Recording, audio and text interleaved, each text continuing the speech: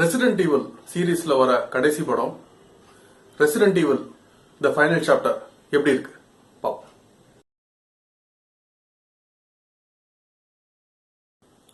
Welcome to viral reviews. இப்போ நம்ம பார்க்க போறது பால் W.S. ஆண்டர்சன் இயக்கத்தில் வந்த resident evil the final chapter. இந்த படத்துல மிலா யோயோவிச், அலி லாட்டர், ஷான் ராபர்ட்ஸ் மற்றும் பலர் நடிச்சிருக்காங்க.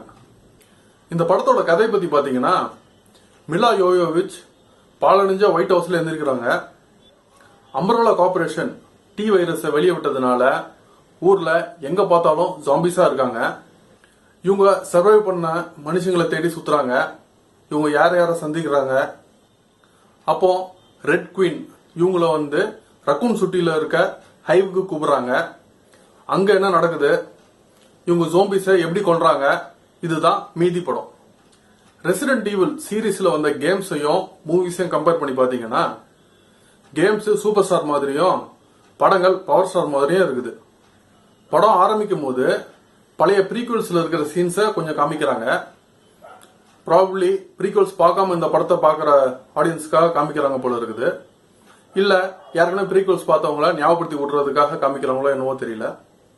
படம் ஆக்ஷன் சீனுக்கு மேல ஆக்ஷன் சீனாவே போயிட்டு இருக்குது.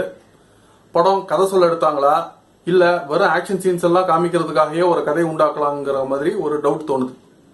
படத்தோட ப்ரொடக்ஷன் வேல்யூ பயங்கரமா இருக்குது. பயங்கரமா செலவு பண்ணி எடுத்திருக்காங்க. சினிமாட்டோகிராஃபியும் நல்லா இருக்குது. எடிட்டிங் பயங்கர ஃபாஸ்ட் பேஸ்டா கட் பண்ணிருக்காங்க.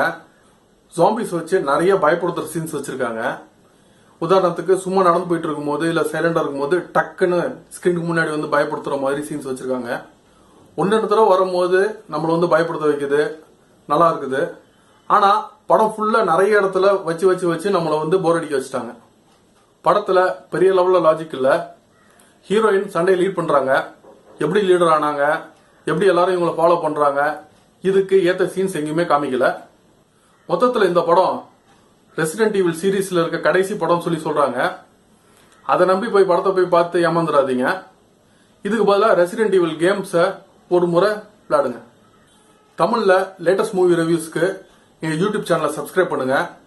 எங்க வீடியோஸ் பிடிச்சிருந்ததுன்னா லைக் பண்ணுங்க, ஷேர் பண்ணுங்க மற்றும் கமெண்ட் பண்ணுங்க.